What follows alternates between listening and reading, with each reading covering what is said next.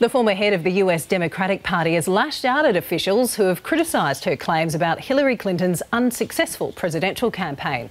Former DNC chair Donna Brazile says she was under tremendous pressure to replace Ms Clinton as the party's nominee. It was the moment that sparked grave concerns about Hillary Clinton's health. Even the head of her own party was forced to consider if she should continue her bid to become America's first female president. I was under tremendous pressure after Secretary Clinton fainted to have a quote-unquote plan B. In a forthcoming book, former Democratic National Committee leader Donna Brazile claims Ms Clinton was nearly replaced by then Vice President Joe Biden as the party nominee. But the rules don't give that power solely to the chairperson, causing the current head of the DNC to hit back. Hillary Clinton was anything but incapacitated. She was tireless. She was a workhorse. And frankly, what saddens me about this as much as anything is I think people who read that charge, which is just without merit, are going to perhaps start wondering about other claims in the book. Ms Brazile became DNC chair after her predecessor resigned over leaked emails suggesting party officials favoured Ms Clinton over Bernie Sanders. Excerpts from Ms Brazile's book appear to detail the depth of those claims, but she says she has no evidence the Democratic primaries were rigged. She must become our next president. Though she has slammed Ms Clinton's campaign for being badly mismanaged and built on stiff, stupid and sterile messages. I've spent my life fighting for kids and families. For those who are telling me to shut up, they told Hillary that a couple of months ago. You know what I tell them? Go to hell. Well, they say to the victor goes the spoils. But nearly 1 year on from the election, US President Donald Trump's approval rating has now hit an historic all-time low. A new poll has found just 37% of Americans approve of his job performance, and 65% say that he's accomplished little to nothing during his time in the White House. In Washington, Manny Tsigas, SBS World News. President Trump described the mass shooting as a mental health issue, not a gun problem. FBI investigators search for evidence in Sutherland Springs as they piece together how and why the shooting happened.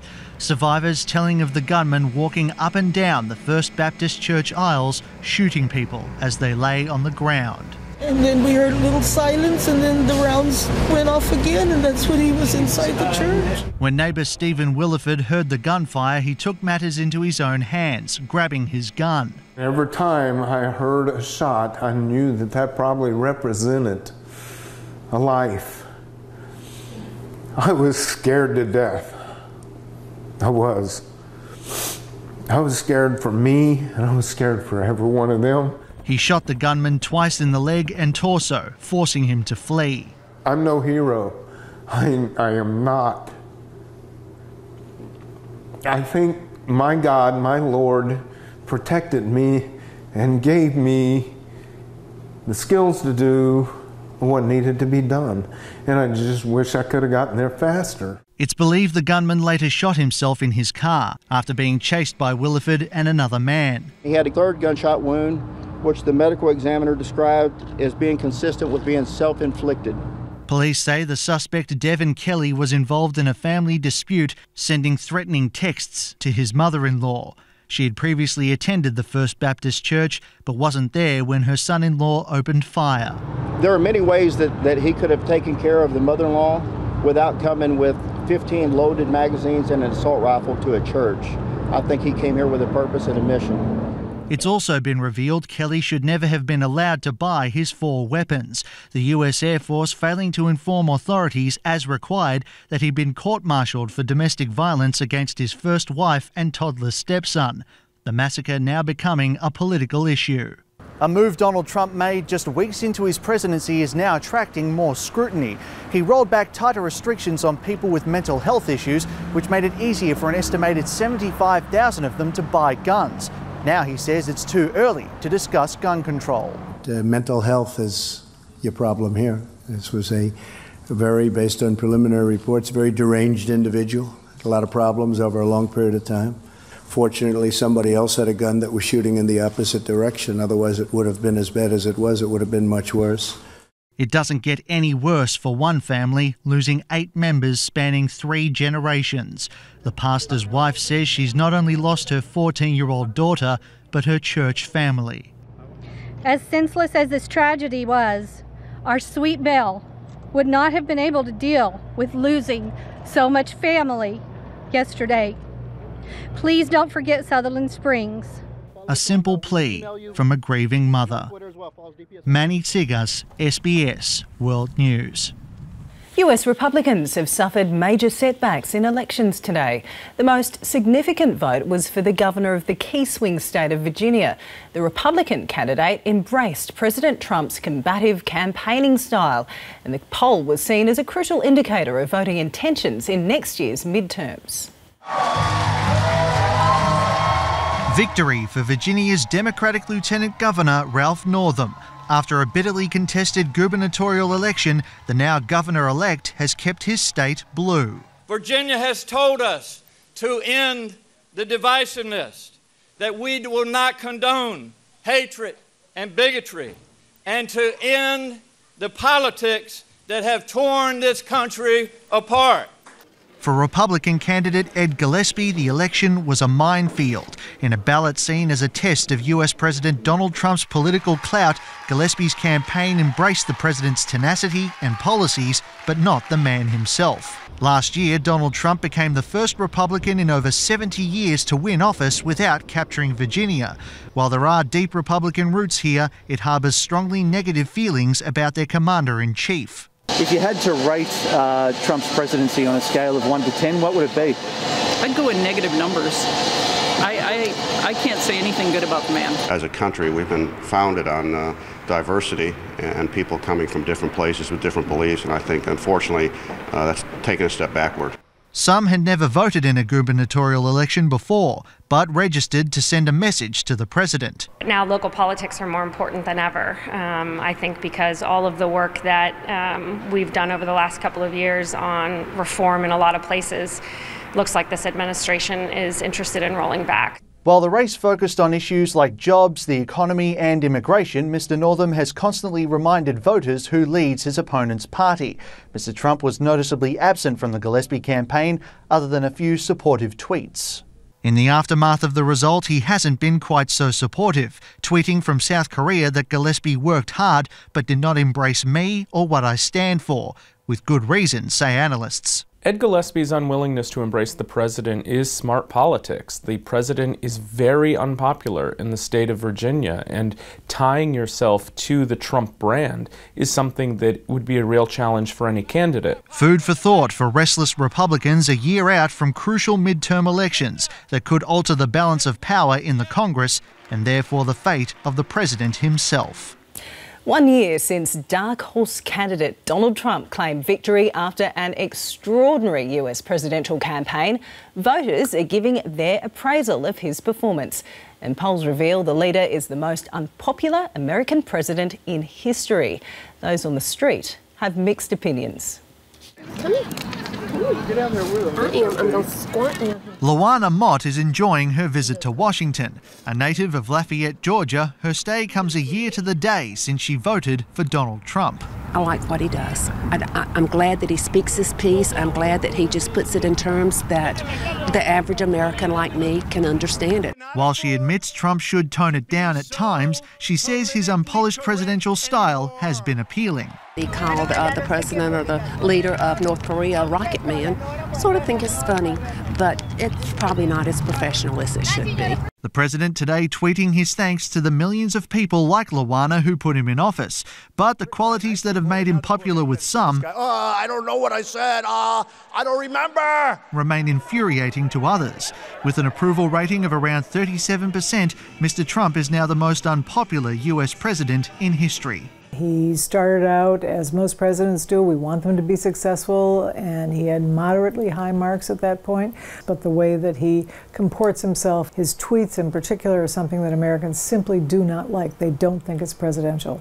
Others point to a lack of political achievements. What you are seeing is actually a lot of Americans unite behind a single idea, and that is opposition to the job that the president is doing and his agenda as well. The big ticket items that the president has pushed for have been deeply unpopular with the American public, and as a result, many of those things have been stopped in Congress. Alongside failed attempts to repeal and replace Obamacare, the Russia investigation, his attitudes towards the press and botched responses to racially charged issues aren't sitting well with voters. I think he's the worst president of my lifetime. And thanks to Trump's machinations with the Russians, we are stuck with an idiot. Trump's only redeeming quality is that his incompetence gets in the way of his authoritarianism. A former diplomat less than diplomatic. We've seen the institutionalization of lying. We've seen the institutionalization of propaganda. We've seen the presidency as a propagator of conflicts of interest. Many people here simply learning to embrace the chaos. Donald Trump is very careful of how he uses the media.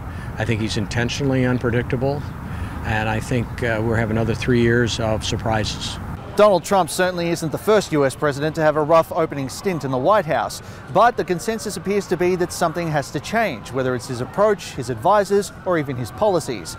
Otherwise, it could lead to a change in president. Luana Mott, at least, remains optimistic. I think the lack of support for our president is rather disgusting, and I think that Trump will get America great again if we just give him a chance.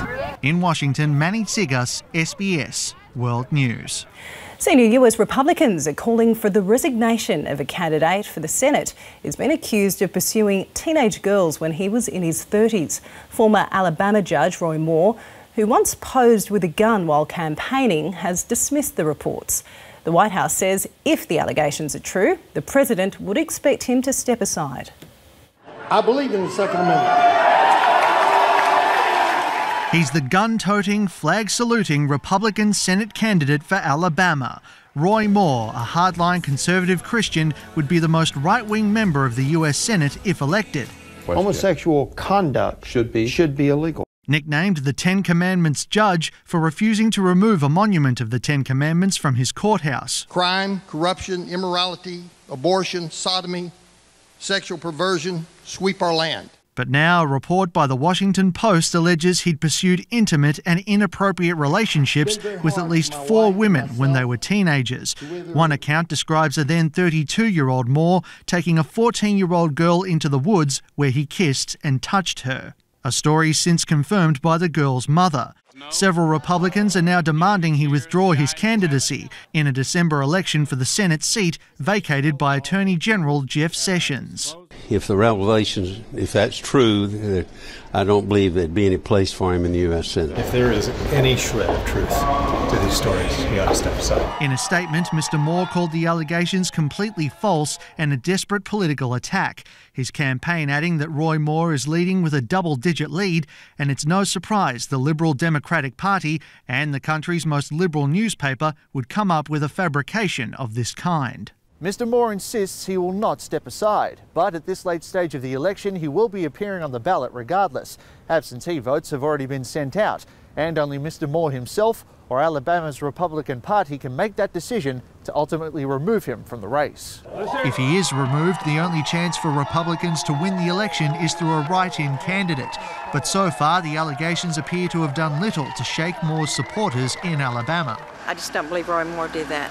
I believe that if the good Lord's forgiven him as a Christian, I have to forgive him also. Former Trump advisor Steve Bannon is calling it a conspiracy, comparing the accusations against Moore to that infamous bus recording of Donald Trump. The Bezos Amazon Washington Post that dropped that dime on Donald Trump is the same Bezos Amazon Washington Post that dropped the dime this afternoon on Judge Roy Moore. Now, is that a coincidence? It's just one of several developments that has Republicans under siege. Outside Congress, hundreds of undocumented immigrants have blasted House Speaker Paul Ryan for dismissing calls to pass legislation by the end of the year that would grant them full legal status.